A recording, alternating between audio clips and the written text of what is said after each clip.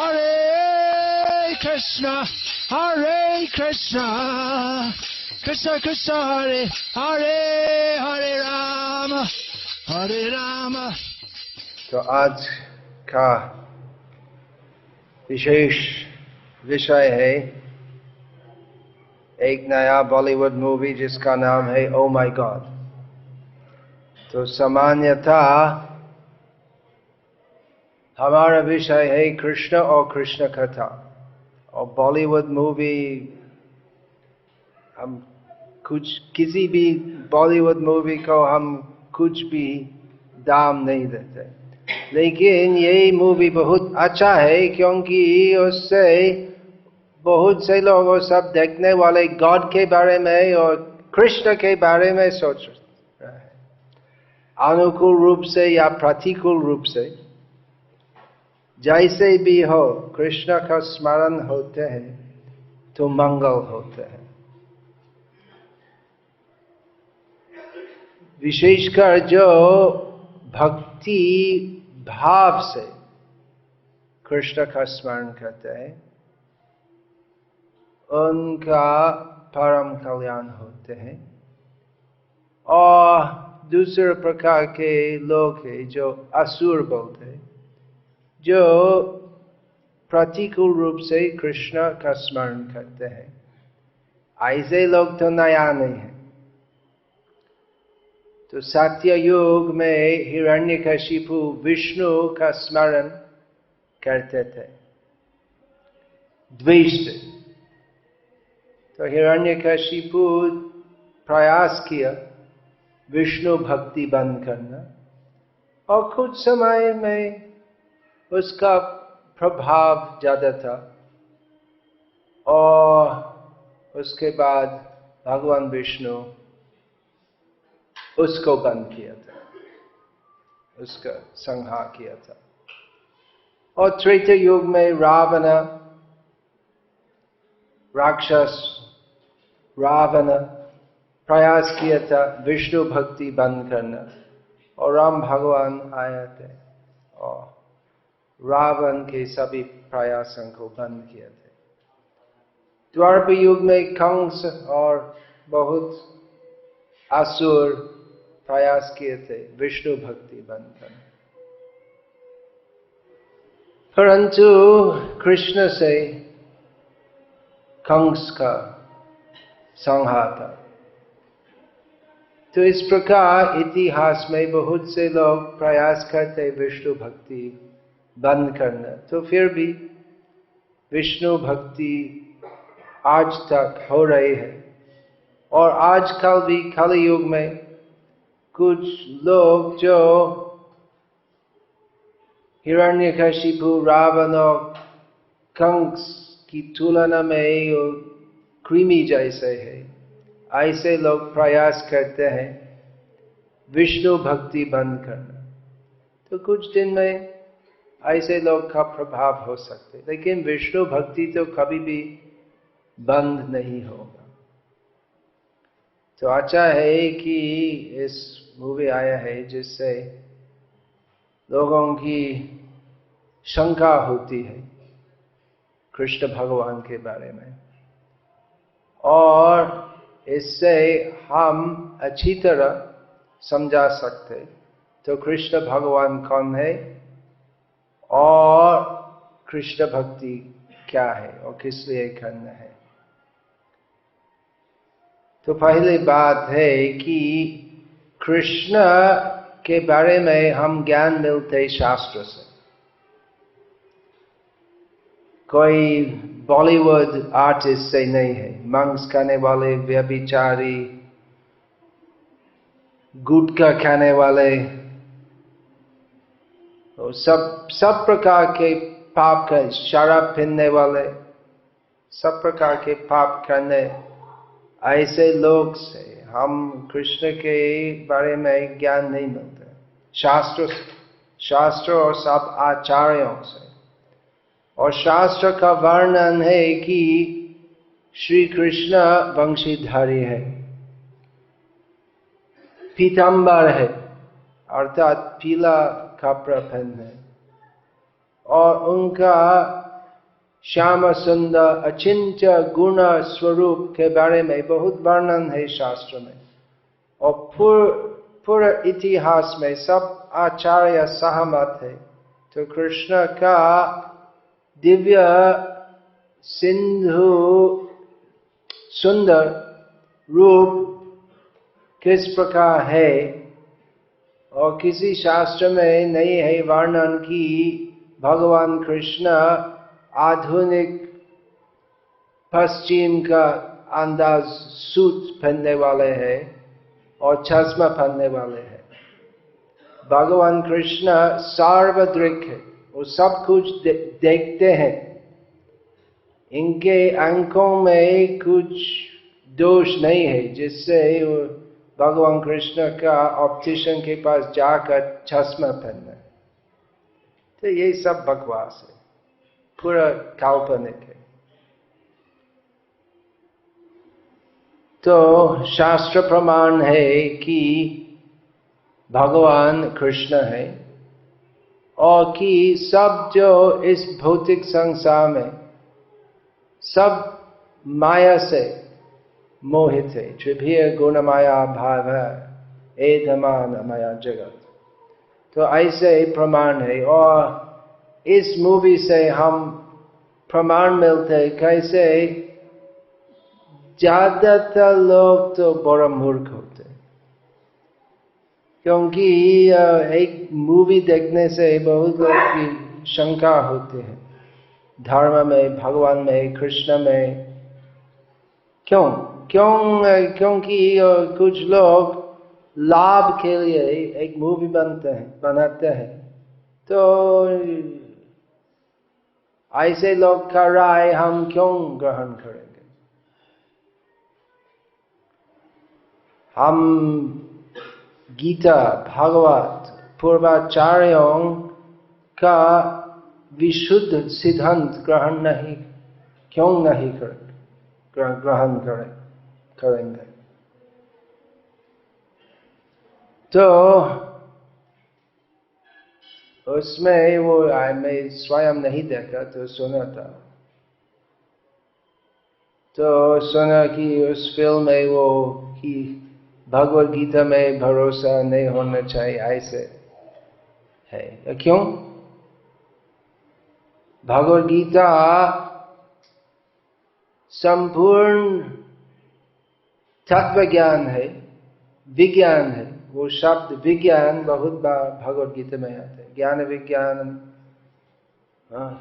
ज्ञानम थे हम सब विज्ञानम इदम वक्ष्यामि शेषतः यज्ञाता नेह भूयो ज्ञातव्यम अवशिष्यते। श्री कृष्ण कहते हैं कि अभी मैं तुमको अर्जुन को कहूंगा, और ज्ञान और विज्ञान जिसका जानने से तुम्हारा और कुछ समझना अवशेष और कुछ बाकी नहीं होगा, अर्थात पूर्ण ज्ञान कहते हो।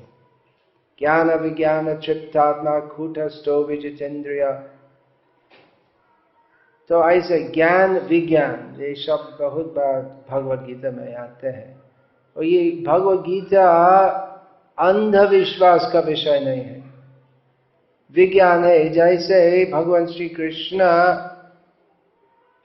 की पहली शिक्षा है देहिनो स्विन्यता देहे कौमारं यौवनं जरा तथा देहांतर प्राप्ति।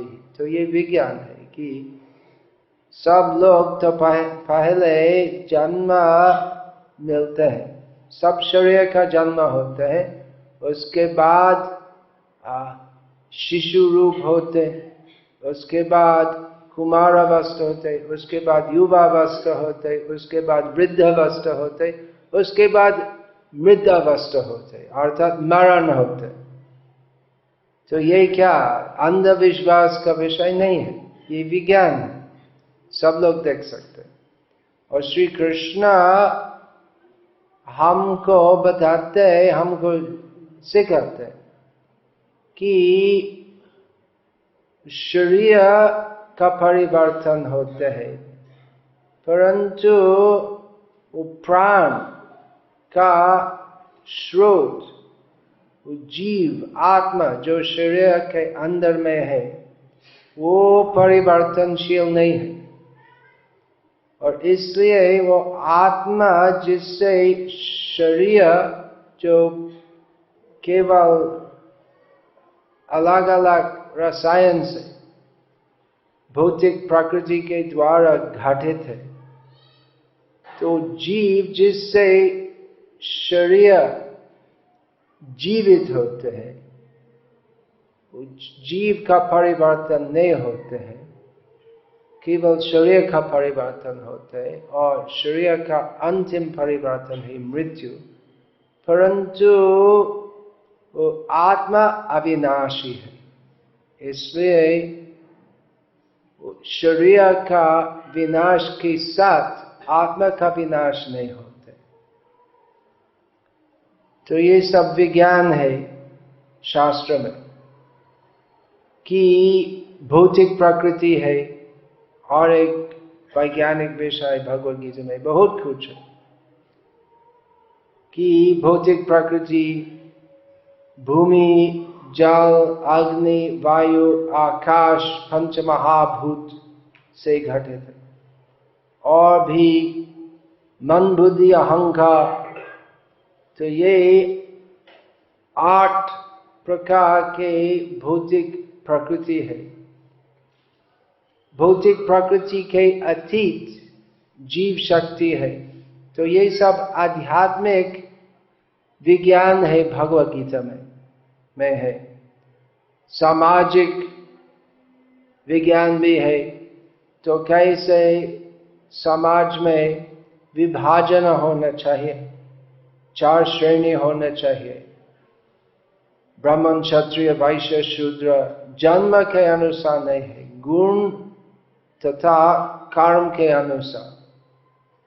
कैसे प्रकृति के 3 सूक्ष्म गुणों का प्रभाव से सब माया मोहित जीव इस भौतिक संसार में रहते हैं, और कैसे सत्व गुण से लोग ऊपर जाते, ऊर्ध्वं गच्छन्ति सत्वस्था मध्य तिष्ठन्ति राजसाः, और जो राजसिक है इस पृथ्वी में वापस आते हैं मरण के पश्चात, और जघन्य गुणवृत्तिष्ठो अधो गच्छन्ति तामसाः, और कैसे जो तमोगुणी है निम्न योनि में जन्म मिलते, अगला जन्म मिलते। तो ये सब है अर्थ है, अर्थशास्त्र का उपसंहार है भगवद गीता में। तो कैसे सब जीव अनाद भवन्ति भूतानि, सब जीव का प्रथम और परम प्रयोजन है अन्न, और अन्न कैसे मिलते, इसलिए वरिष्ठ होना चाहिए, और वरिष्ठ आते हैं यज्ञ करने से। तो ये सब आध्यात्मिक और भौतिक ज्ञान है भगवद गीता में, इसलिए ज्ञान और विज्ञान ऐसे है भगवद गीता में। ये अंधविश्वास का विषय नहीं है। और ये ओ माय गॉड फिल्म में कि गीता, बाइबल, कुरान सब एक ही है ऐसे ही कहते हैं, और लोग जो गीता, बाइबल और कुरान नहीं पढ़ते हैं ऐसे कहते हैं। लेकिन भगवद गीता और दूसरा शास्त्र जो एक्चुअली म्लेच्छ शास्त्र बोलते हैं, उससे संपूर्ण पृथक है। भगवद गीता में आध्यात्मिक ज्ञान है, ऐसा नहीं है जैसे बाइबल में इस बात विश्वास करो नहीं तो नरक जाना पड़ेगा, ऐसे नहीं है भगवद गीता में। तो भगवद गीता में श्री कृष्ण अर्जुन को कहते हैं तो समझ लो, अपनी बुद्धि लगाकर इस ज्ञान समझ लो और उसके अनुसार काम करो। ऐसे नहीं है कि मन बंद करो और अंधविश्वास करो जैसे बाइबल में है, ऐसे नहीं है। तो गीता का गुण ये सब अंदर विश्वास का अंदाज के धर्म ग्रंथ जो बोलते हैं और उससे बहुत बहुत एकदम श्रेष्ठ भगवत गीता। इसलिए आजकल बहुत लोग जो वो अंधविश्वास नहीं करना नहीं चाहते हैं तो भगवत गीता की वाणी को ग्रहण करते हैं। तो भगवत गीता में तत्व ज्ञान है, इसको समझना चाहिए। और केवल मूर्ख लोग बोलते हैं कि बाइबल कुरान गीता तो सब एक ही है और सबका पढ़ने से तो एक ही फल मिलता है। तो ओ माय गॉड का मैसेज है, तो ये सब गुरु आचार्य ये सब के पास नहीं जाना। लेकिन भगवत गीता कहते हैं तत्व ज्ञान प्राप्त करने के लिए तत्वदर्शी के पास जाना चाहिए। तद्विधि प्रणिपातेन परिप्रश्नेन सेवया उपदेक्ष्यन्ति ते ज्ञानम ज्ञानिनस्तत्वदर्शिनः। तो सामान्य ज्ञान प्राप्त करने के लिए तो एक्सपर्ट के पास सीखना चाहिए। इंजीनियरिंग सीखने के लिए इंजीनियरिंग कॉलेज जाना पड़ता है और प्रोफेसर से सीखना चाहिए। तो आध्यात्मिक ज्ञान उस प्रकार भी है। आध्यात्मिक ज्ञान तो तत्वदर्शी गुरु से सीखना है। तो सही है कि बहुत ढोंगी है जो गुरुगिरी करते दूसरों को धोखा देने के लिए, परंतु ऐसे गलत सिद्धांत निष्कर्ष निकला कि वो सब गुरु ढोंगी है। ऐसे कहना बुद्धिमान नहीं है। बहुत ढोंगी है परंतु परम सत्य ही है और परम सत्य सीखने के लिए तो सत्यवादी सद्गुरु के पास जाना चाहिए। और वो ओ माय गॉड फिल्म का और क्या मूल्यवान शिक्षा हम मिलते उससे। जप करने का क्या कोई जरूरत नहीं है। क्यों? तो भगवान है, भगवान का नाम है, हम क्यों भगवान का नाम नहीं जपेंगे? भगवान परम पवित्र है, उनका नाम परम पवित्र है। नहीं जपने से क्या फायदा मिलता? जपना चाहिए। ये क्या है? ये ओ माय गॉड फिल्म लोग तो अंधविश्वास से ग्रहण करते। उसका मैसेज है अंधविश्वास मत करो, लेकिन ऐसे प्रचार होते है कि अंधविश्वास से हमारा मैसेज जो अंधविश्वास मत करो, हमारा मैसेज अंधविश्वास से ग्रहण करो। अंधविश्वास मत करो, लेकिन हमारी बात वो अंधविश्वास से ग्रहण करो। मंदिर मत जाओ। क्यों मंदिर नहीं जाना? तो ऐसा ये मायावादी का प्रचार है कि भगवान सर्वत्र सर्वव्यापी है, इसलिए मंदिर जाने का जरूरत नहीं है। क्यों?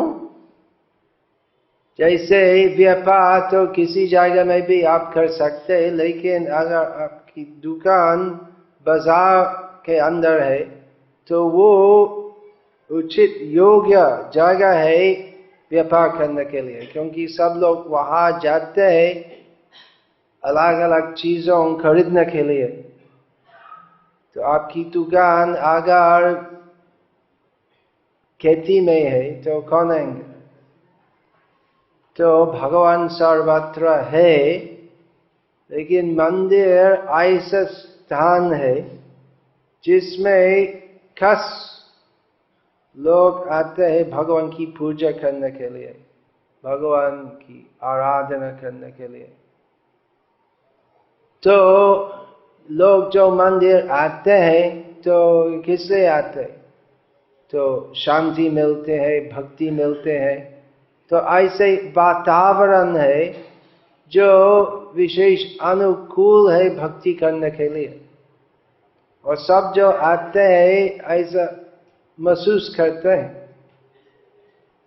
तो क्यों मंदिर नहीं जाना? लोग क्यों आते हैं? तो शांति मिलती है, स्वयं अनुभव करते हैं। तो कैसे यहाँ पर हम भगवान जो सर्वव्यापी है उनकी उपस्थिति हम विशेषकर मंदिर में अनुभव करते हैं। तो इसलिए मंदिर होना चाहिए। और इस फिल्म का मैसेज है तो मंदिर को, साधु जनों को पैसा मत दो, हमको पैसा दो। फिल्म देखने के लिए पैसा देना पड़ेगा। और बोलते हैं वो गरीबों को पैसा दो। तो सुना था कि इस फिल्म का पहले 2 हफ्ते में कितना लाभ किया? 50 करोड़, उससे ज्यादा। तो कितना गरीबों को देते हैं? पूछो। तो ऐसे लोग तो सब ढोंगे लोग हैं। तो जो बुद्धिमान है तो 1 सेकंड में समझ सकते हैं कि ये सब बेकार लोग हैं। तो ये सब लोग के बारे में ज्यादा कहना का जरूरत नहीं है। भगवान कृष्ण के बारे में कहना चाहिए। हरे हरे राम, हरे राम, राम राम हरे हरे।